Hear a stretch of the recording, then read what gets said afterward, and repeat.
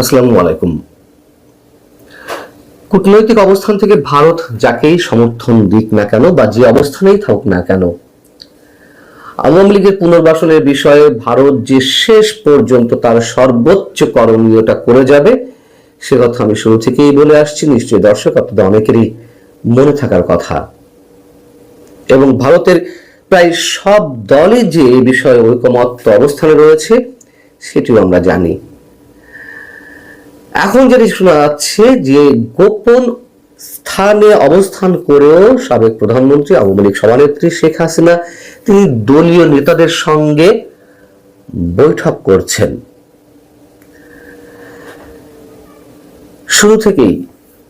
শুরু থেকেই শেখ হাসিনা তার দলীয় নেতা কর্মীদের উদ্দেশ্যে অডিও বার্তা দিয়ে আসছিলেন, অনলাইন বৈঠকগুলোতে নিয়মিত অংশ নিচ্ছিলেন এবং যেগুলোর কোনো কিছুই ডক্টর ইউনূস সরকার ঘোরতর আপত্তি জানিয়ে এলেও তাতে কোনো প্রকার কর্ণপাত করেনি ভারত সরকার। এবং সবসময় ভারতের পররাষ্ট্র মন্ত্রণালয় কিংবা দায়িত্বশীল বিভিন্ন পর্যায় থেকে এগুলোর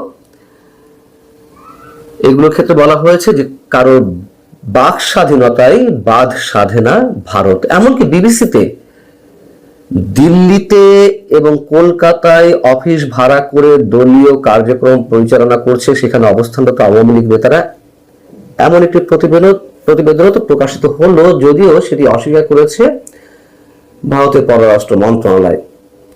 তো এতদিন বিভিন্ন অডিও বার্তায় কিংবা অনলাইন বৈঠকগুলোতে শেখ হাসিনা তার বক্তব্য প্রচার করে এলো বা তার নির্দেশনা বিভিন্ন বিষয় দিয়ে এলো, আমরা হঠাৎ করে দেখলাম তিনটি আন্তর্জাতিক বার্তা সংস্থা বা গণমাধ্যম, যেমন রয়টার্স, সিএনএন সহ 3টি গণমাধ্যমে তার সাক্ষাৎকার প্রচারিত হলো একযোগে। এটি তো আর ভারত সরকারের অনুমতি ছাড়া সম্ভব নয় নিঃসন্দেহে।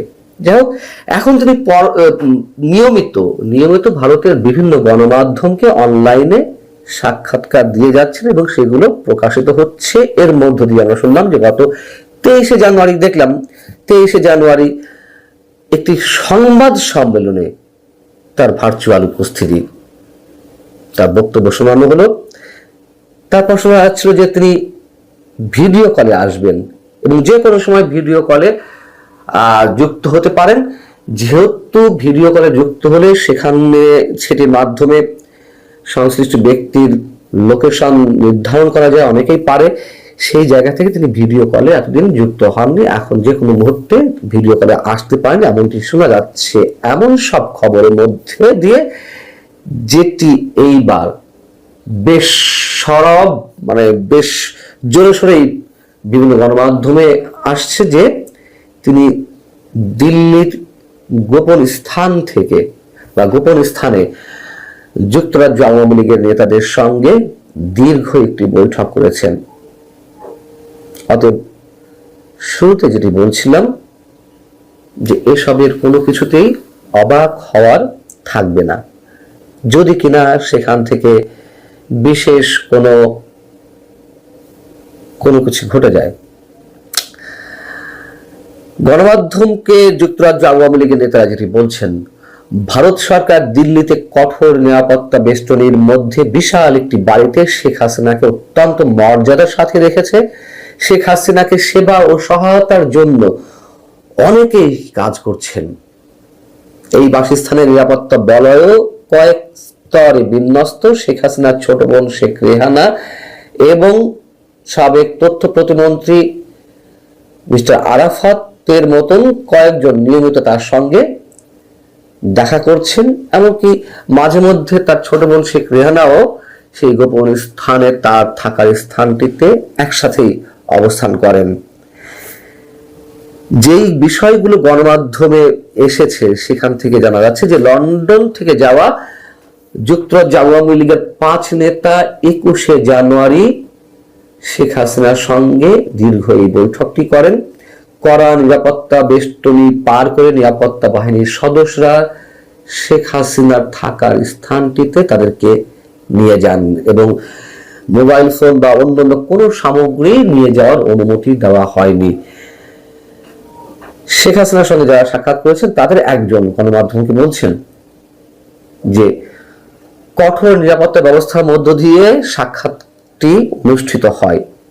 শেখ হাসিনার পারমিশনের পর নিরাপত্তা যাচাই করে যুক্তরাজ্য আওয়ামী লীগের এই দলকে নিরাপত্তা বাহিনীর গাড়িতে করে শেখ হাসিনার বসবাসরত বাড়িতে নিয়ে যাওয়া হয় এবং তারা বলছেন যে শেখ হাসিনাকে ওই সময় যথেষ্ট আত্মবিশ্বাসী আত্মপ্রত্যয়ী বলে মনে হয়েছে এবং তার শরীর যে ভেঙে পড়েছে, যেসব গুঞ্জন শোনা যাচ্ছিল তার আসলে কিছুই নয়, তবে শারীরিক ওজন কিছুটা কমেছে। যাই হোক, যে 5 নেতা শেখ হাসিনার সঙ্গে দেখা করেছেন যুক্তরাজ্য আওয়ামী লীগের, তাদের মধ্যে রয়েছেন আওয়ামী লীগের সভাপতি, সাধারণ সম্পাদক সহ সিলেট সিটি কর্পোরেশনের সাবেক মেয়র একজন আনোয়ার চৌধুরী এবং যুক্তরাজ্য যুবলীগের যুগ্ম সাধারণ সম্পাদক। এবং ভারতে 1 সপ্তাহ যুক্তরাজ্য আওয়ামী লীগের এই 5 নেতা অবস্থান করে 26শে জানুয়ারি তারা লন্ডন ফিরে গেছেন। এই হচ্ছে বিষয়। 2024 সালের 10 ডিসেম্বর এই যুক্তরাজ্য আওয়ামী লীগের নেতাদের সামনে ভার্চুয়ালি ভাষণ দিয়েছিলেন শেখ হাসিনা। গত 21শে জানুয়ারি যে বৈঠকটি যুক্তরাজ্য আওয়ামী লীগের নেতাদের সঙ্গে হয়েছে, এটি নতুন কোনো বৈঠক নয়। এর আগেও আওয়ামী লীগের কয়েক নেতা একসঙ্গে, যারা কলকাতায় অবস্থান করছেন এই মুহূর্তে, তারা শেখ হাসিনার সঙ্গে বৈঠক করেছেন। অতএব খুব শিগগিরই যদি এইসব বৈঠকের মাধ্যমে কি হবে আমি নিশ্চিত নই, তবে এটুকু বলা যেতে পারে যে যদি বড় কিছু ঘটে যায় তাতে অবাক হওয়ার কিছু থাকবে না। রাজনীতিতে শেষ বলে কিছু নেই, সেই পুরনো কথাটি আমাদেরকে সবসময় মনে রাখতে হয়। এবং আল জাজিরা যে একটি প্রতিবেদন প্রকাশ করেছে, শেখ হাসিনা নেই, পলাতক, নির্বাচনে আওয়ামী লীগ নিষিদ্ধ, কিভাবে টিকবে দলটি, সেটি বিষয়ে আপনাদেরকে জানিয়েছি।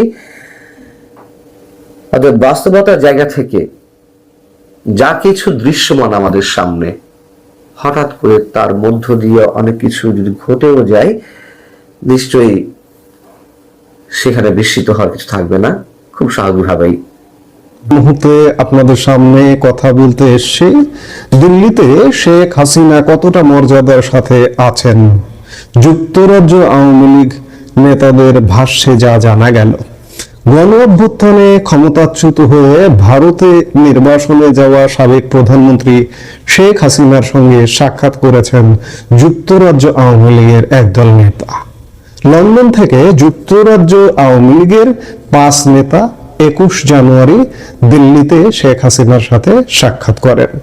এই নেতারা হলেন যুক্তরাজ্য আওয়ামী লীগের সভাপতি জালালউদ্দিন, সাধারণ সম্পাদক সৈয়দ সাজিদুর রহমান ফারুক, যুগ্ম সাধারণ সম্পাদক ও সিলেট সিটি কর্পোরেশনের সাবেক মেয়র আনোয়ারুজ্জামান চৌধুরী, সাংগঠনিক সম্পাদক আহাদ চৌধুরী ও যুক্তরাজ্য যুবলীগের যুগ্ম সাধারণ সম্পাদক জামাল খান। ভারতে 1 সপ্তাহের সফর শেষে 26শে জানুয়ারি তারা লন্ডনে ফিরে গেছেন। এই যুক্তরাজ্য আওয়ামী লীগ নেতাদের শেখ হাসিনার সাথে সাক্ষাতের এবং শেখ হাসিনা কেমন আছেন, কিভাবে আছেন, গত 1.5 বছরের মধ্যে এই সাক্ষাতের ফলে শেখ হাসিনার অবস্থান, তার নিরাপত্তা কি, যেটি জানা গেল গত 1.5 বছরে কিন্তু কোনোভাবেই জানা যায়নি যে তিনি কোথায় আছেন, কিভাবে আছেন। এবং আওয়ামী লীগের অন্য কোনো নেতা তার সাথে সাক্ষাৎ করেছেন, এটি কখনো প্রকাশ্যে আসেনি, গণমাধ্যমে আসেনি। এই প্রথমবারের মতো যুক্তরাজ্য আওয়ামী লীগ নেতাদের সাক্ষাতের বিষয়টি গণমাধ্যমে এলো। বাংলাদেশের প্রথম আলো একটি স্টোরি করেছে আজকে। তার সুবাদে যেটি জানা গেল যে শেখ হাসিনা যথেষ্ট। আমরা বরাবর যেটি শুনে আসছিলাম যে জেড ক্যাটাগরির নিরাপত্তা, সর্বোচ্চ নিরাপত্তা, সেখানকার সর্বোচ্চ ব্যক্তিবর্গ বা ভারতের রাষ্ট্রপতি, প্রধানমন্ত্রী কিংবা কোনো বিদেশি অতিথি দেশের রাষ্ট্রপ্রধান, সরকার প্রধান যেভাবে নিরাপত্তা বলয়ে থাকেন, যুক্তরাজ্য আওয়ামী লীগ নেতাদের ভাষ্যে তেমনটাই পাওয়া যাচ্ছে। নাম প্রকাশ না করার শর্তে যুক্তরাজ্য আওয়ামী লীগের এই প্রতিনিধি দলের একাধিক সদস্য প্রথম আলোকে সাক্ষাতের বিষয়টি নিশ্চিত করেছেন। তবে এই সাক্ষাতের বিষয়ে দ্বিতীয় কোনো সূত্র থেকে যাচাই করা সম্ভব হয়নি। আপনারা গত 1.5 বছরে দেখেছেন যে শেখ হাসিনা বরাবর অডিওতে বক্তব্য দিয়েছেন, বিভিন্ন অনলাইনে বিভিন্ন জায়গায় যুক্ত হয়েছে, দলীয় অনলাইন প্ল্যাটফর্মে যুক্ত হয়েছেন, যেমন দলের বাইরে ভিন্ন ব্যানারেও কখনো কখনো যুক্ত হয়েছেন, কিংবা প্রকাশ্যে কাউকে সাক্ষাৎ দিয়েছেন এমন খবর পাওয়া যায়নি। কিন্তু আজকে 1.5 বছরের মাথায় এই খবরটি নিঃসন্দেহে চমকপ্রদ। শেখ হাসিনার সঙ্গে সাক্ষাৎ করে আসা আওয়ামী লীগ নেতাদের একজন প্রথম আলোকে বলেছেন, কঠোর নিরাপত্তা ব্যবস্থার মধ্য দিয়ে সাক্ষাৎটি অনুষ্ঠিত হয়। মোবাইল সহ কোনো ব্যক্তিগত সামগ্রী নেওয়ার অনুমতি ছিল না। শেখ হাসিনার অনুমোদনের পর নিরাপত্তা যাচাই শেষে যুক্তরাজ্য আওয়ামী লীগের এই দলকে নিরাপত্তা বাহিনীর গাড়িতে করে শেখ হাসিনার বসবাসরত বাড়িতে নেওয়া হয়। যুক্তরাজ্য আওয়ামী লীগের ওই নেতা প্রথম আলোকে বলেন, আমরা শেখ হাসিনার সঙ্গে সাক্ষাৎকালে প্রায় 5 ঘন্টা সেখানে অবস্থান করেছি। পুরো সময়টি তিনি আমাদের দিয়েছেন। তাকে বেশ আত্মবিশ্বাসী ও প্রত্যয়ী মনে হয়েছে। শারীরিক কোনো অসুস্থতা তার মধ্যে লক্ষিত হয়নি, তবে সামান্য একটু ওজন কমিয়েছেন বলে মনে হয়েছে। যুক্তরাজ্য আওয়ামী লীগের ওই নেতা আরো বলেন, ভারত সরকার দিল্লিতে একটি সুসজ্জিত নিরাপত্তা বেষ্টনীর মধ্যে বিশাল প্রাসাদে শেখ হাসিনাকে অত্যন্ত মর্যাদার সঙ্গে রেখেছে। শেখ হাসিনাকে সেবা ও সহায়তার জন্য সেখানে অনেকে কাজ করছেন। এই বাসস্থানের নিরাপত্তা বলয়েও কয়েক স্তরে বিস্তৃত। শেখ হাসিনার ছোট বোন শেখ রেহানা নিয়মিত বিরতিতে লন্ডন থেকে দিল্লিতে গিয়ে তার সঙ্গে কিছুদিন অবস্থান করেন বলেও জানান তিনি। 2024 সালের 5 আগস্ট দেশ ছেড়ে দিল্লিতে আশ্রয় নেওয়া শেখ হাসিনা বিভিন্ন সময়ে বিবৃতি পাঠিয়ে নানা বিষয়ে তার মত প্রকাশ করেছেন এবং তিনি প্রায়শই বিভিন্ন গণমাধ্যমে ইমেলের মাধ্যমে সাক্ষাৎকার দেন। অনলাইনে বিভিন্ন মাধ্যমে নেতাকর্মীদের সঙ্গে কথা বলছেন তিনি। 23 জানুয়ারি প্রথমবার নয়াদিল্লিতে আওয়ামী লীগের একটি সংবাদ সম্মেলনে তার রেকর্ড করা অডিও বক্তব্য শোনানো হয়। প্রথম আলো যদিও বলছে এটি আওয়ামী লীগের সংবাদ সম্মেলন, কিন্তু এটি একটি ভিন্ন ব্যানারে ছিল। তবে এখন পর্যন্ত শেখ হাসিনাকে প্রকাশ্যে কোথাও দেখা যায়নি। অনলাইন কোনো মাধ্যমে ভিডিও কনফারেন্স বা কলেও তাকে দেখা যায়নি। প্রথম আলোর এই স্টোরি থেকে এবং যুক্তরাজ্য আওয়ামী লীগ নেতাদের কথা থেকে যেটি জানা গেল, আমরা দীর্ঘদিন যাবৎ যেভাবে শুনছিলাম যে শেখ হাসিনা বলা যায় সর্বোচ্চ নিরাপত্তা বলয়ের মধ্যে আছেন এবং সেখানে যেতে হলে, তার কাছে যেতে হলে কোন দেশের প্রধানমন্ত্রী কিংবা রাষ্ট্রপতির কাছে যেভাবে যেতে হয়, যে প্রোটোকল মেইনটেইন করে যেতে হয়, শেখ হাসিনার কাছেও সেভাবে যেতে হয়। নিঃসন্দেহে এটি 1.5 বছর পর প্রকাশ্যে এলো, এটি একটি চমকপ্রদ ঘটনা এবং আওয়ামী লীগ কর্মী নেতাদের জন্য নিঃসন্দেহে এটি আসার কথা যে শেখ হাসিনা ভালো আছেন, সুস্থ আছেন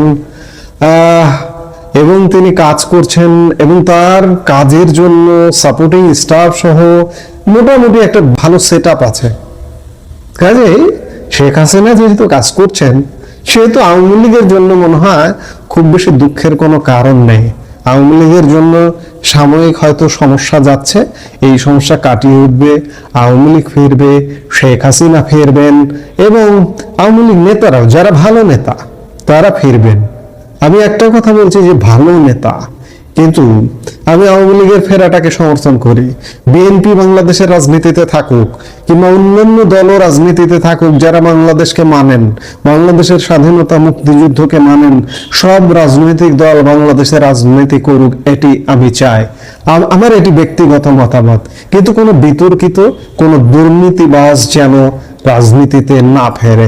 এই কথার পিঠে অনেকে হয়তো বলবেন যে আওয়ামী লীগের বিতর্কিতরা, দুর্নীতিবাজরা ফিরবেন না, কিন্তু বিএনপিতে যে বিতর্কিতরা, দুর্নীতিবাজরা এখনো দাপিয়ে বেড়াচ্ছে, তাহলে কি হবে? এই মুহূর্তে যদি বলি যে আওয়ামী লীগের অন্ততপক্ষে শুদ্ধ হয়ে আসতে হবে। বিএনপি যদি পায়ে কামড় দেয়, কুকুর হয়ে পায়ে কামড় দেয়, আপনিও পায়ে কামড় দেবেন? এটি থেকে বের হতে হবে। প্রথমে যেহেতু একটা ট্রানজিশন পিরিয়ড চলছে, আওয়ামী লীগকে বের হতে হবে। আওয়ামী লীগ যদি বের হয়, বিএনপি এর থেকে বের হতে বাধ্য হবে। বিএনপি ওই দুর্বৃত্তদের নিয়ে খুব বেশি দূর এগোতে পারবে না। আবার আওয়ামী লীগ দুর্বৃত্ত নিয়ে যদি আবার ফিরে আসে, আওয়ামী লীগ সফল হবে না। মানুষ ভালো কিছু চায়। আমরা প্রত্যাশা করি যে আওয়ামী লীগ ভালোভাবে ফিরে আসুক বা ফিরে আসবে। এই মুহূর্তে এ পর্যন্তই। সবাই ভালো থাকুন।